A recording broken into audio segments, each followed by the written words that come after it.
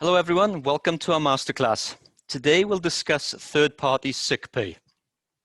As always, everyone is muted for today's session, but please enter your questions into the Q&A window at any time. I will address them after my presentation. This webinar is being recorded and will be available from our website, ahola.com/webinars, early next week. At the end of the webinar, you'll have the ability to provide your feedback via a short evaluation form. And this afternoon, I'll be sending out a quiz to you so that you can test your knowledge, but more importantly, help solidify the information we share today. So let's look at what we'll discuss during today's webinar. We'll first determine what we mean by third-party sick pay. Then we'll offer some best practices for addressing third-party sick pay. And then we'll examine how federal taxes should be handled for third-party sick pay before opening up the session for questions. So let's begin by defining what we mean when we talk about third-party sick pay.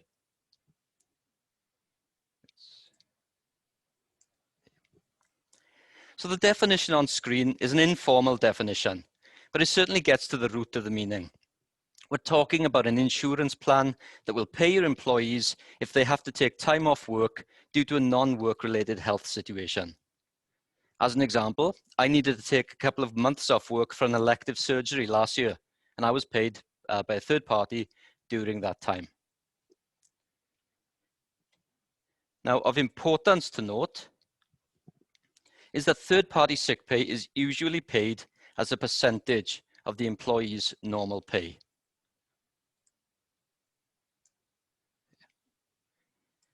Now, over the past few webinars, I've shared an IRS document with you as an additional resource to the topics we cover. Today is no different, and I'm going to recommend that you access IRS publication 15A, and in particular, section 6 on page 15 for any additional information that you may need regarding third-party sick pay. Now, if you take nothing else from this webinar today, please take this. Ahola will handle your third-party sick pay reporting and taxes. If that's all you remember from today, that will be enough. If you forget the rest of the details, you can always contact your payroll processor, which is what you'll ultimately need to do anyway. So let's talk about that in a bit more detail as we discuss those recommended best practices that I mentioned earlier. So first and foremost, you should have received our year-end questionnaire by now. As a reminder, it's due back to us tomorrow. Now, part of that year-end questionnaire contains a section about third-party sick pay.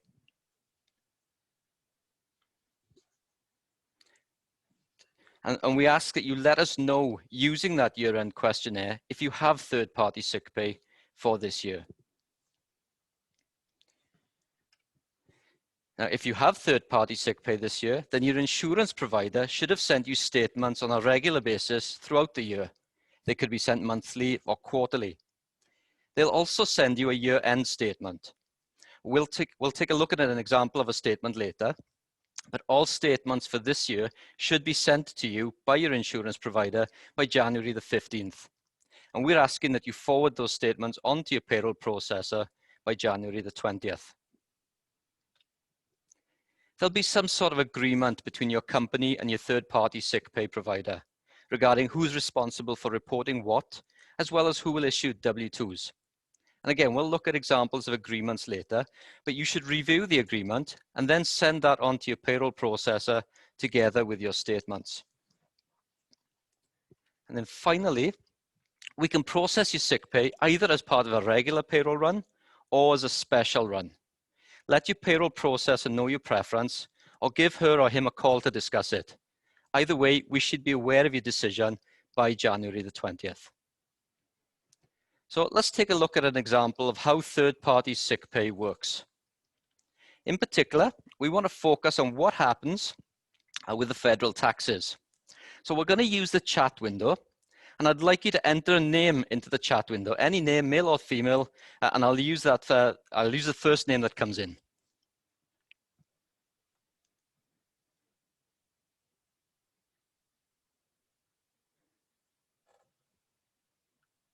Frank. There you go. Thank you, Shauna. So we've got Frank.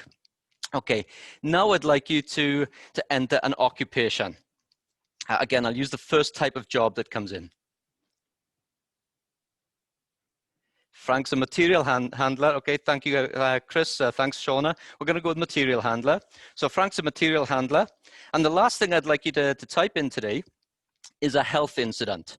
It could be an illness, an injury, anything that's non-work related.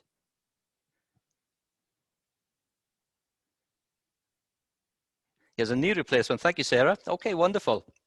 So we have Frank, who's a material handler, and he had a knee replacement earlier this year. Here's Frank. Oops, sorry, there you go. There's Frank again. So again, Frank's our material handler. He had a knee replacement earlier this year. So as I mentioned earlier, oops, let's see.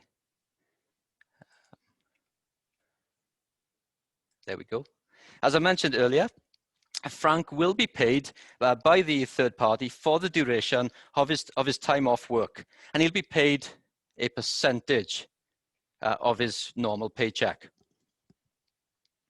So what's going to happen with his federal taxes? Well, we'll take a look at two different situations. The first is when the employer pays all the third-party sick pay insurance premium, and in this situation, all the employee's third-party sick pay is considered taxable wages. So how are they calculated? Well, depending on the agreement that exists between the employer and the insurance company, one of three things may happen. The federal taxes may still be paid using the information on Frank's W-4. Alternatively, they may be based on the federal supplemental rate. If you think you know the federal supplemental rate for 2020, go ahead and type it into chat for us, please.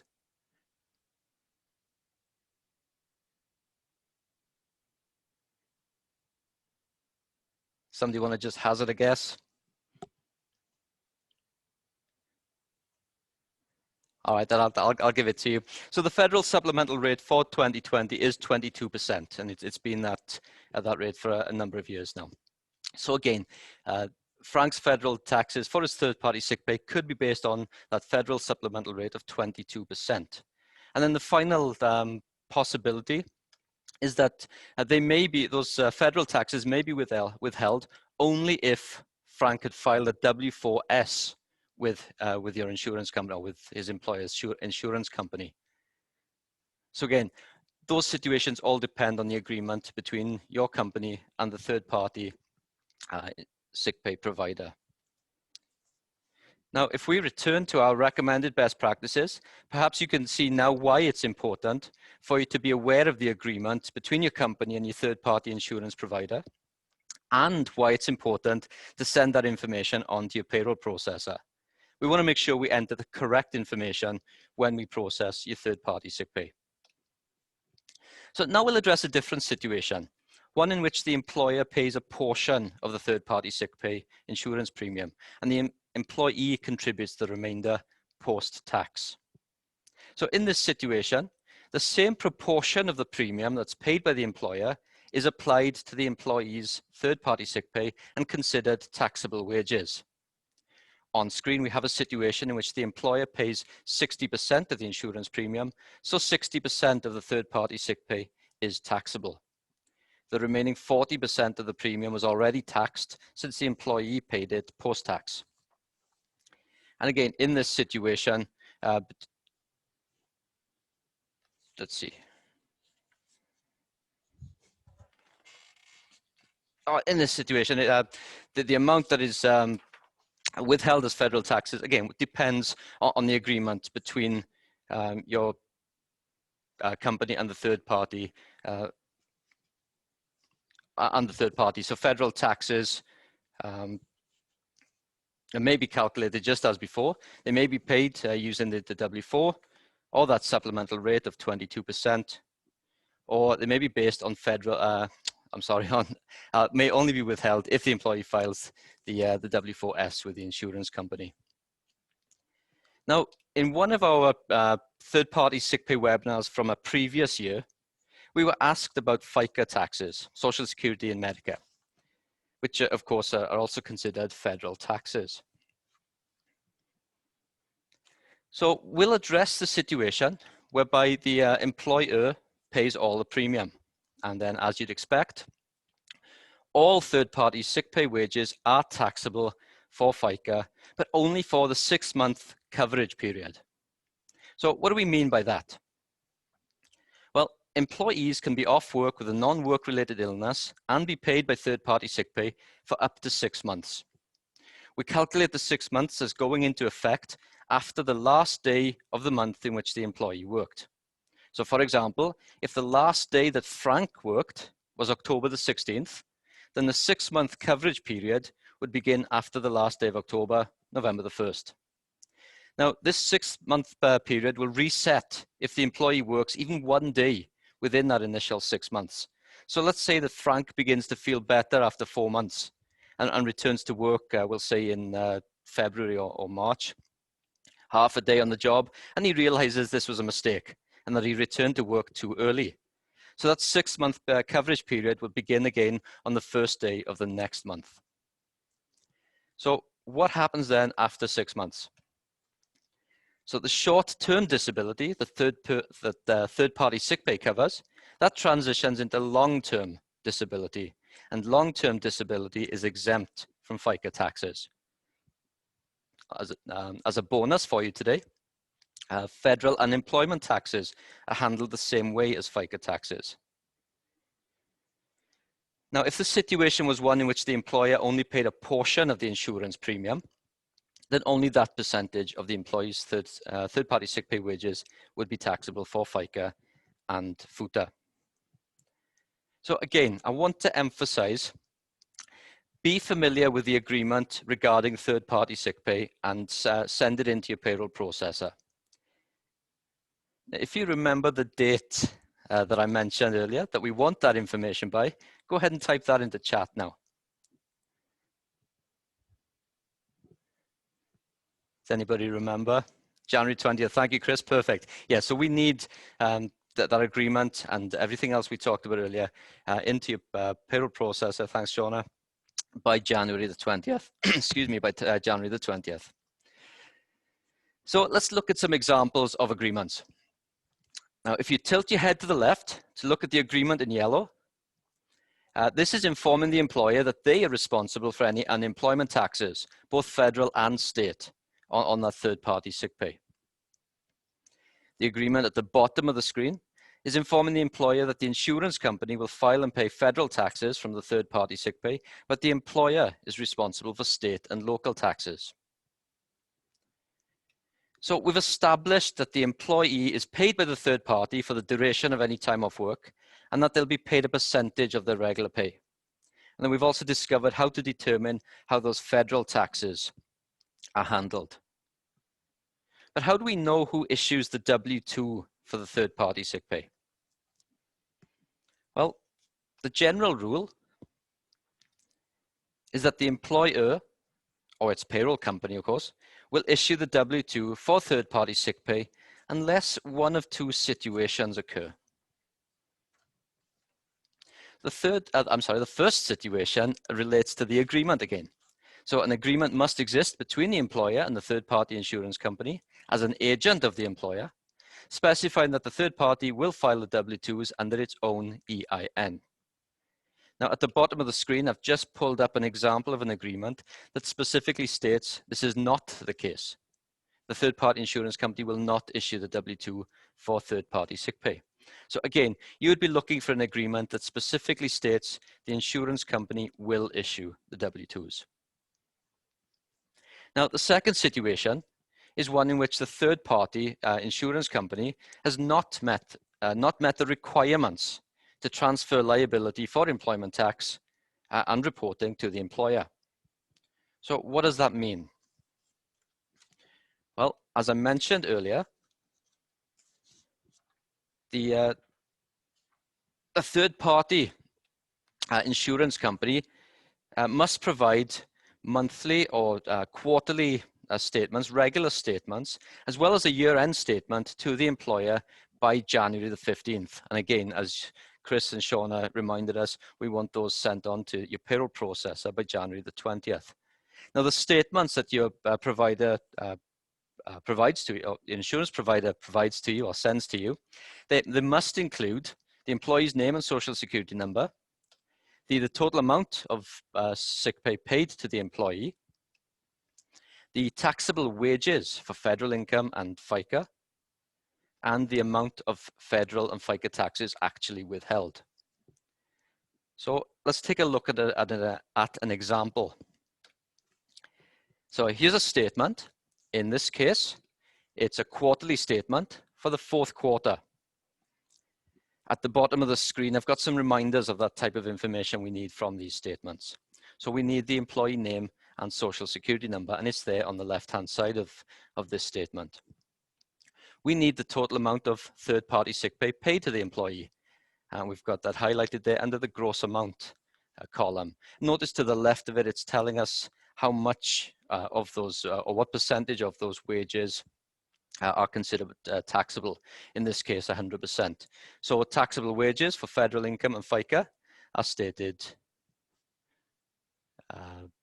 Federal taxes are stated there to the right of the gross amount, and we've also got the FICA taxable wages there.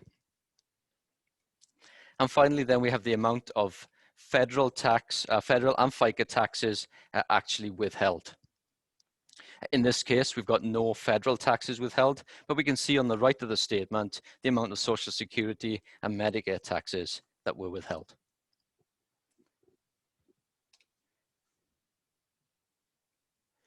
So as another reminder then of our recommended best practices, we want you to send all these statements, including the year-end statement, to your payroll processor by January the 20th. So we've talked about the agreements between the employer and the insurance company, as well as the taxes that may be withheld, and which party is responsible for issuing the W-2 for third-party sick pay wages. I'd like to share a few examples of the types of agreement that you may come across. So on screen, we've got one there, and that is that the third party will remit the employee withholding taxes, but the employer is responsible for the employer portion of Medicare and Social Security unemployment, of federal unemployment and state unemployment, as well as the third-party sick pay information on the employee's W-2. Another example that you may come across, the third party is responsible for the employee withholding taxes and will issue the W-2 for the third-party sick pay. The employer is responsible for the employer taxes. And then the final example that I've got today, the third party remits pretty much everything except the federal and state unemployment taxes and issues the W-2 for the third party sick pay.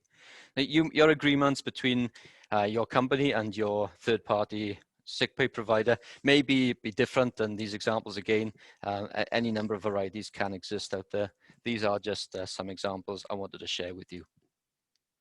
So to recap then, we've defined third-party sick pay as an insurance plan that will pay your employees if they have to take time off work due to a non-work related health situation. Then we looked at a whole as recommended best practices for what you as our clients should do with third-party sick pay. Remember, your payroll processor will take care of processing your third-party sick pay in iSolved, but we need you to complete that year-end questionnaire, send it back to us by tomorrow, indicating whether you have third-party sick pay this year. If you do have third-party sick pay, when your year-end statement arrives, send it together with all your other statements to your payroll processor. Review your agreement and send that into your payroll processor as well. What else do you need to let your processor know? If you remember that, type that into chat for me, please.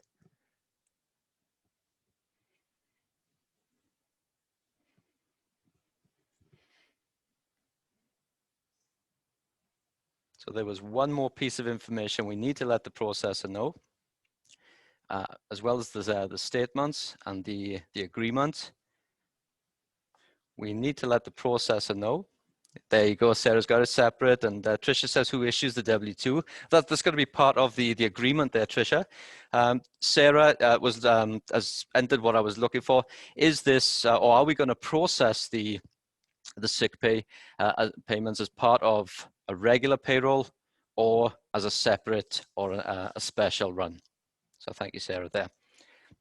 And then finally, we address the federal taxes and how they might be handled for third-party sick pay. So at this point, I'd like to open up the webinar for your questions. And if you've not already done so, please go ahead and enter them into the Q&A window.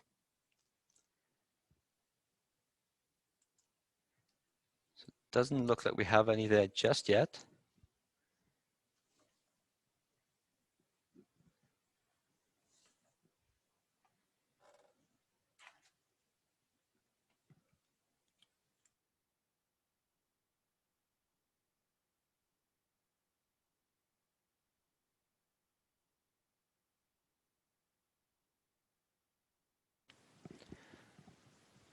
So we've got a couple of questions come in. Sarah's asking, are these wages reportable for workers' comp wages when doing the true-up? That's a good question, Sarah. I don't know the answer to that. That's something that I will look into, and I will get back to you later. Hopefully later today. I will send that out to everybody later today. We have another question from Shauna. If we receive monthly or quarterly statements, should we send them when we receive them or hold till January the 20th? Yeah, go ahead. Please send those in as soon as you. Actually, that's another good question. I just reread that, Shauna. I would say keep hold of them until you get that year-end statement and then send it into your payroll processor. If you want to just double check and give your payroll processor a call or shoot them an email, they'll let you know what perhaps they have a personal preference. But just on the face of it, I would say send everything in together once you've got the year-end statement. So thank you for your questions there, Sarah and Shauna. Feel free to enter any additional questions that you have into the Q&A window. I'm going to just talk a little bit about our next masterclass, and then we'll come back and see if we have any more questions. So our next masterclass, and the last one of 2020, will be held on December the 10th, as usual, 12 noon Eastern. We're going to be discussing electronic retrieval of W-2s. So you should have been contacted by us and asked if you might be interested, or if you would prefer for your employees to retrieve their W-2s by logging into employee self-service and accessing them from there. If that is the case, then they will first need to agree to that via self-service. So we're going to address that. We're going to look at some self-service situations whereby employees may be having some difficulties logging in, addressing some common situations we come across, making sure then that you know where to retrieve the document, the electronic consent, as well as giving you a taste of some of our other aspects of our HRIS solution. So again, that will be on December the 10th, in about a month, 12 noon Eastern. So please complete the evaluation that you can access when we finish the webinar today, the masterclass. As we leave the Zoom meeting, you will have an opportunity to click a blue continue button, and that will take you to a very brief evaluation consisting of just 4 questions. It usually takes people less than 20 seconds to complete that. So we'd appreciate any feedback you can provide. And then please watch for the quiz this afternoon. It'll come from me. It'll be a SurveyMonkey quiz, no more than 10 questions. And again, it just helps solidify the information that we discussed today. And then just as a reminder, we are recording this masterclass and it will be available from ahola.com/webinars. That's the same page that you registered for this masterclass. It'll be there for early next week. And you can also now access that, that website from the client landing page when you log into iSolved as an administrator. If you look at the upper right corner of the client landing page, there's a quick links section there. You'll need to scroll all the way down to the bottom, and then you'll see that we have a new Ahola webinars link, and that will take you to that same Same page, you can access our masterclass recordings from there. So we don't have any additional questions. If you do think of some after the masterclass has finished, please feel free to send them in to me at training@ahola.com. If I don't know the answer, then I will find it out and get back to you as soon as I can there. So with that being said, I want to thank everybody for your time this afternoon. I appreciate you joining us. Have a wonderful afternoon. Happy Thanksgiving to everybody. And hopefully I'll be talking with you all on December the 10th.